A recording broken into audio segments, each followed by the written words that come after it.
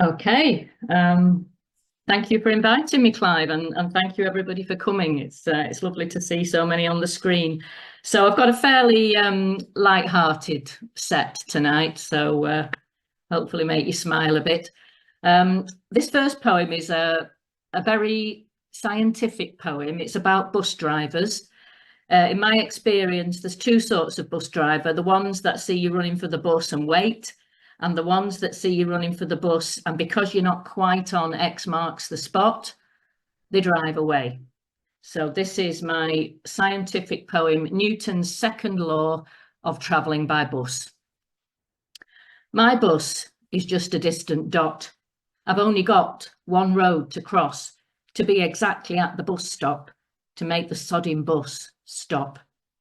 As stated in Newton's lesser-known law of bus drivers refusing to open the door. Traffic's busy. What are my chances? He's got a bus lane advantage. As he gets near, he goes up a gear, applying double-decker pressure. But I've got a secret close to my chest. I can take my bra off without getting undressed. Stay with me on this. I'm doing my best.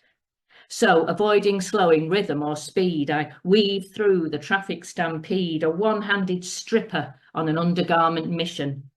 Panic rising, pulse racing. I've got a plan if I can make it, but he is bloody accelerating, manically calculating to make sure I'm left waiting. The metro readers and mobile talkers wish they'd walked as their faces distort, pinned to their seats by this commuter G-force that will make them all too early for work. Miraculously, between the last bus stop and this, the driver seems to have become an advanced physicist. So I spin the bra around my head, setting it on a bus stop course with superhuman centrifugal force, sacrificing my support to thwart him. He has a split-second reaction, inverts some fractions, invokes celestial mechanics, calculates the linear momentum of my bra's ascension into the air, factors in the wind speed and the padding for a small pair, applies the correlation between old age and zero acceleration, so chucks off the pensioners to balance the equation. They're horizontal in the bus lane, proving laws of gravitation. But the bastard's going faster. He flies past a nanosecond before I am in the sodding square, waving his middle finger in the air, swinging my bra, because it's caught on his wipers, like an underwired cup trophy prize fighter, and then, displaying my personal data for all the world to see, he changes his number to the 32B. Thank you.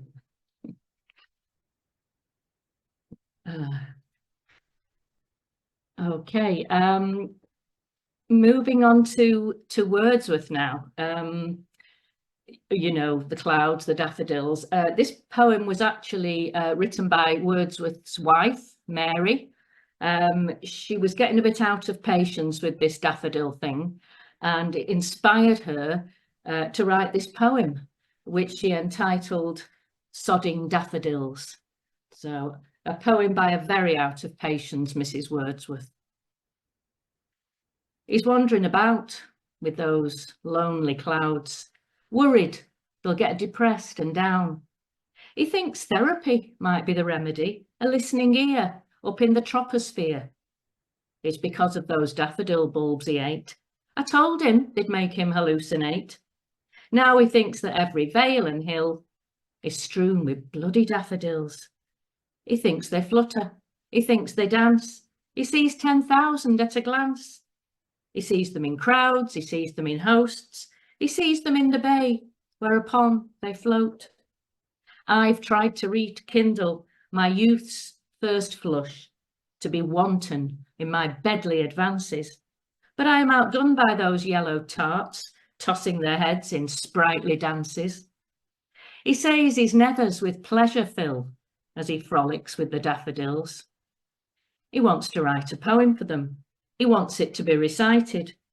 He wants it on the literature syllabus. He wants daffodil excitement to be a legal requirement. He wants Coleridge forgotten, and Keats unquoted, and for calling him Turdsworth, he wants Byron unspoken. Oh, and he wants to be poet laureate. He comes skipping home from his floral affairs, gives me a wink and an invite upstairs. Come to bed, Mary, for I have founded the romantic period. I say, Will, love, periods have never been romantic. So tonight, you really haven't got a chance. But Mary, my daffodil ode is beginning to flow, so I'll treat you to my body most glorious. This poem will make me insta-famous and my rivals utterly furious. He recites with pride that classic first line. I wandered by myself as a miserable cumulonimbus. As usual, I do the rewrite of his endless shite, and my name will be lost to his fame. Thank you.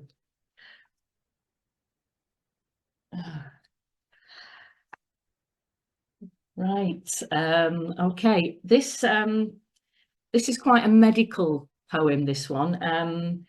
There is an actual condition, it is real and it's genuine, that is a fear of very long words, and it causes anxiety related symptoms like sweating and dizziness.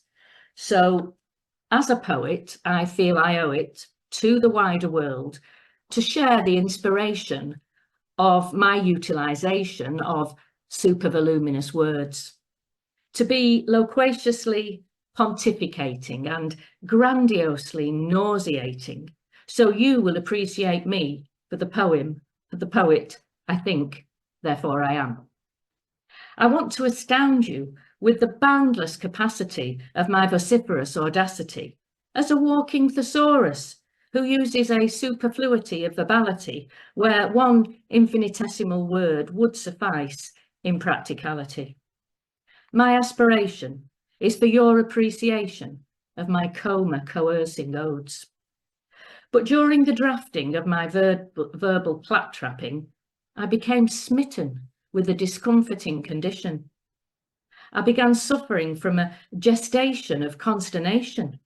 Each time I attempted to be over-eloquented, my spleen became vented, tongue pigmented, lips demented. I trembled uncontrollably, perspired irreproachably, swooned most Victorianly. I got a diagnosis and a foreboding prognosis of an aberration causing the trepidation of the formation of dead big words. There's an interminable word for this polysyllabic curse that I jerry-camumble round the dryness of my mouth, wherein all saliva had dribbled out. Its taste was putrescent, festous, and foul. People would ask, what's up with you? Come on, spit it out. But that word would not be evacuated. It just sat and coagulated, strangulated and constipated on my hitherto spotless epiglottis. So with unfathomable, uncircumnavigable sadness, I am unable to articulate the curse of my long word, melancholia, because some bugger named it hippopotamonstroses quiped aliophobia. Thank you. And it is a genuine condition, apparently. So there you go. Right. I've no idea how I'm doing for time. I did time these originally at about 20 minutes, so I'm just going through. So this is a bit of a historic one. There were some Egyptian mummies that were sent to London, apparently, and they were found to have quite high levels of cholesterol. So in the interests of poetry, I did some research and I found out what was going on in ancient Egypt. This is called McPharaohs. Cleopatra has opened McPharaohs. It's eating takeaway, pyramid-shaped, sun-baked Karnak bar snacks to order on the crap app. Special offers on cold-pressed McIncest with freshly caught sperm from the gene pool Keep it in the family is her dynastic rule. Her business was better than any other when she shacked up with her brother. Check the megalithic hieroglyphic menu of fast pharaoh fooding, chariot drive-throughing. When Ra starts rising over the horizon, feel that sensation of sacred bacon anticipation. McBreakfast, served by your zero-waged table slave. Scan his loincloth for full details. It'll say he's a eunuch on the description, which is why he finds it painful to walk like an Egyptian. Try a King Tut Big Macs Luxor Deluxe with Sphinx drinks, free refills, and 3-piece Valley of the Kings ibis wings. The mummy-wrapped wrap is to die for. Crispy, bandaged, finger-licking fingers. Hand-picked, nail-clipped, acrylic-tipped, also available with a vegan dip. Baked in foil and extra virgins pressed in embalming oil. There's the sourdough geezer plateau with a dash of asp, topped with eye of Horus to make it succulently gorgeous. Or a sarcophagus family share box with Ramesses cheese quarter pounder, hash browner, obelisk chips and Nefertiti strips. And the ultimate Mc-Egyptian nutrition addiction, the goddess Oreo McFlurry vascular constriction. Plus real deal cochineal and scarab beetle dung eaters for extra flavour treaters. Are you loving it? Afterlife, do you want that with fries? Included in your McToon Death Deal Happy Meal. Speedy McDelivery to the underworld, completely free. If someone could rediscover these McBook of the Dead recipes again, they might invent a fast-track heart attack food chain. If they could just come up with a McCatchy name. Thank you.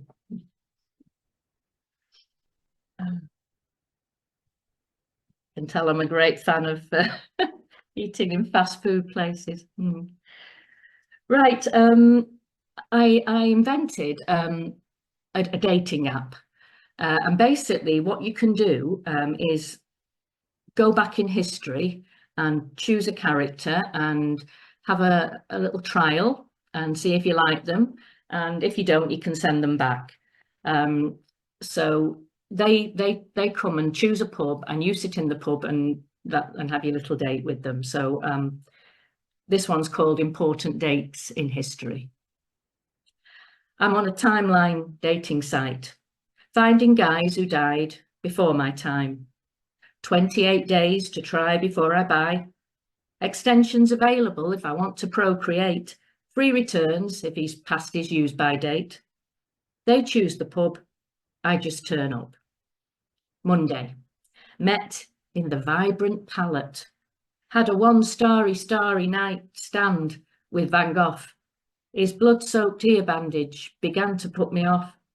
I booked him an appointment at ENT, but got the distinct post-impressionist. He didn't like me. Tuesday. Be in the ambiguous astrologer at the predetermined time. Nostradamus, what a drama. Terminal catastrophizer, cryptic verse writer, waiting for plagues, apocalyptic fires, cosmic collisions, the Antichrist. Doesn't get a lot of party invites. And he's super self-impressed. He invented predictive text. Wednesday. Ordered to the forum and dictator. In comes a gobby orator. Julius Caesar in a Gucci wreath and a really bad hairstyle underneath. Paranoid about knife crime, asking if Brutus has been in for a pint. Won't commit to dating till the Ides of March have abated. Thursday, sat in the Norman and Conqueror, watching a man try to navigate the door with an arrow in his eye, blood dripping on the floor.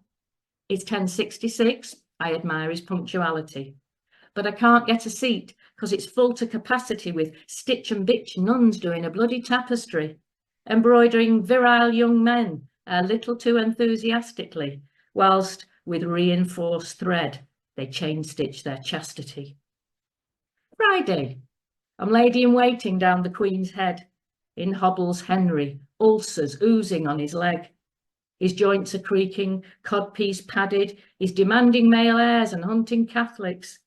He's got Slimming World tonight and he's struggling with gout. So I decide to leave and not stick my neck out. Saturday, trembling in the Steak and Sadist. I've got a voucher for a free Vlad the Impaler, who has his nan's secret recipe from Transylvania for human skewers in assorted body flavours. He leads me by the hand down the sociopath, asks if I'd like to join him in a bubble bloodbath. I've never been so keen to delete an app and make historic dates a thing of the past. Thank you. Okay, so this is my final one. I did check with Clive. It was okay to have a bit of light innuendo, but basically, if you see anything in this, it's in your head, because this is just a poem made of IKEA products. I just literally had a look at lots of products online and made them into a little story, so that all the unknown words are IKEA products, basically. So yeah, if you see anything else in that, like I say, I've just passed that over to you now. So this is called Flat Pack Sex. Jack and Sophia decided it would be a great idea to slip into IKEA when the store was clear. They wanted a bit of fruga and frickin', sneaking around the display rooms after dark. He started the night with a pint of best bitter gurkha. She had a slugger of vodka. There was a clud and a clunker as they tore off their clothes, and a gasper when he caught sight of her arstid. It made her feel tingun all over. The bastis tore her brada from her chest. Her busa was exposed, which he obviously liked to caress her. He was all in a rush to be bedding her, couldn't even make time for Ford Bluffad. He had lustipicked in his eyes, mat lust in his voice, and randig intentions to be handler. He had too much tostero. His rod was on the riso. He was over-enthused with the plight of his prickig, I suppose because he'd been on the pissler. And once he got the knack, he just wanted to frack. He eventually managed to dockster with his mighty clockis. I could hear gentle smacklig. She seemed to enjoy that. Then out of the blue came a beurster of foul insults. He called her a slugger and a baggis, and then said, "You're up fatter and a hagger and nothing short of a tramper, and I don't think your underwork is clean, you slattern. No wonder you've got a dose of the fungera." She couldn't believe it. She got the blonde sterics, kicked him in the gonats and called him a tossig and a frickin' Burkitt. By this time, his drip flader was failing. His dimper was whimpering. His nopper was totally nappad. If that wasn't enough, several Fort Slutters who'd been loitering outside began flaunting and fort-justing themselves, hoping to get in on the act. But he'd had a fridful. He'd got nothing left. His nubbig wasn't really that big, and his meatballs were more squeamish than Swedish. He'd lost his rhythm after masturbating his mini Bjorn in a muffins mix. He was naxter by the end of the fractor. He just wanted to go out for a love sig. I'm surprised she didn't go off in a stromby. He looked completely jackfrucked and totally knackerbrod. Not even a sparker remained. He was drained in IKEA, but the webcam images were clear. His new career was about to take off. The whole event just spiraled. By morning it had gone viral. Now IKEA can erect your flat pack sex. And that's it from me. Thank you so much for listening. Thank you. Please, one and all, unmute yourselves and give it up big, make some fucking noise for Lynn Walton. That was